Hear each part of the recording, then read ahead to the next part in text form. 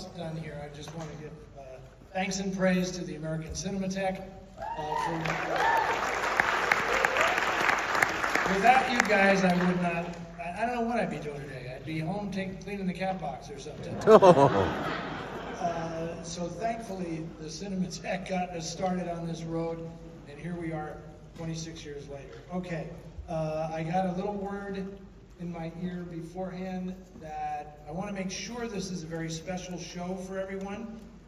There is the possibility that the entire theater will combust this evening because we are showing you a nitrate film. I mean, it could combust.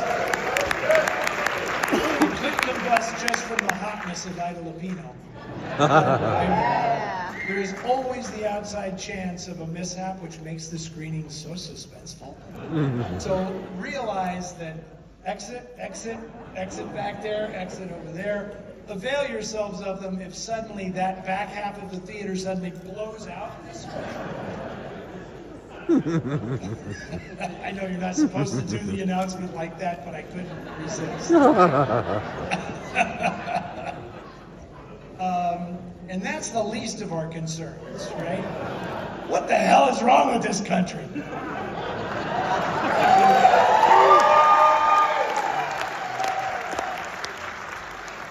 I'm gonna get this one out of the way really quick. Everybody I talked to tonight included, it's like, what are we supposed to be doing? I'm just gonna say, you're doing it. This is exactly what this is a safe space.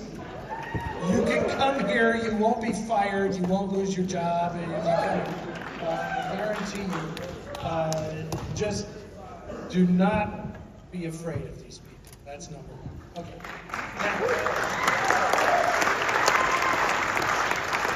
I'm very excited that we're starting off with this nitrate print. I think there are only 3 theaters in the United States of America that can show nitrate, and you are in one of them. If you live in Los Angeles, consider yourself lucky because 2 of the 3 are in Los Angeles. So good for you. UCLA has the other one. The movie that you're about to see that we've decided to kick off this year's festival with is a great movie, but it's also a vehicle. This was completely a vehicle for its star, Ida Lupino. This movie, I think 26 years ago when I started doing this, I don't know that Ida Lupino would have gotten cheers in the audience. I think she's enjoyed a bit of a renaissance, and people have come to appreciate it. I used to say that she was the most talented woman in the history of Hollywood.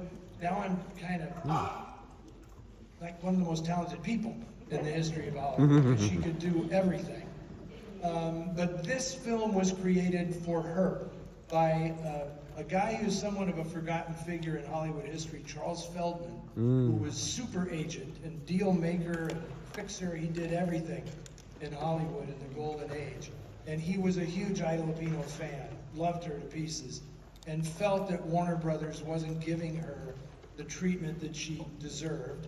And so he concocted this entire film as a vehicle to get her on loan from Warner Brothers, to give her the big star treatment that he thought she deserved. And she only agreed to do this movie on one condition: Richard Widmark had to be in it. Because, of course, the previous year to this, Widmark had made his movie debut in Kiss of Death. People are friends, know what that's all about. And Ida Lupino thought that he was such an electrifying figure on screen. That was part of the inducement. Was, well, I'll do the movie if you promise me that Richard Widmark will be in it with me. So there you go. And Widmark is still at that stage of his career where he is nothing but a gibbering psychopath. Starts out slow, but he gets there eventually in this movie. You'll see.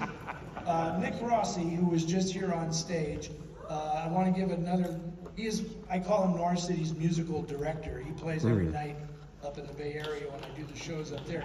But Nick is, in addition to being a world-class jazz guitarist, he's also a fabulous historian of jazz. So he's the guy who informed me today that Ida Lupino learned how to play the piano for this film thanks to a guy named Johnny White, who was playing in a piano bar in Palm Springs. He had played with Benny Goodman, and Ida was there doing what Ida does in Palm Springs after hours. And Johnny White, she said, I got to learn to play the piano for this film. And so he was her coach. And I believe they call it sidelining. Is that right? Yeah, sidelining. When you're faking like you're playing the piano, but you're doing it really well. They call that sidelining in the movies. And Johnny White is the guy that taught Ida how to do that in this film. This film is so beautifully art directed, beautifully photographed by Joseph Lachelle. The director, Jean Negulesco, had been a production designer and art director, which is why the movie looks as fabulous as it does. One of the great disappointments of my life was realizing that Jeffy's Roadhouse does not actually exist. It's actually just a set. If you go up to the Canadian border, you're not going to find this place, which is a tragedy, because when I was doing one of these things for TCM, we have to do this social media stuff every so often, and it's like, if you could live anywhere in a movie, where would you want to live? And I said, Jeffy's Roadhouse, obviously, is where I would want to live. And sadly, that's not the point. Anyway, the normal people in this film are played by Cornell Wilde and Celeste Holm. Kind of boring. Celeste Holm had just won the Oscar for Best Supporting Actress just before this film came out for Gentleman's Agreement. And she is terrific in the movie, but she is obviously playing second fiddle to the reason this movie exists, which is the fabulous Ida Lupino. So I can't see all of you, but how many folks in this auditorium have not seen this movie before? You have no idea how good that makes me feel. I want to be the person who brings this film to you so you get to see it for the first time. And you people aren't just seeing this film for the first time. You're seeing it in a nitrate print as your first exposure to this film. So that's it. We have many, many more days to come. As I said, this is a safe place and a sanctuary, and I look forward to seeing you all here in the days to come. But right now, who wants to look at me when you can look at Ida Lupino and Richard Woodward? Enjoy your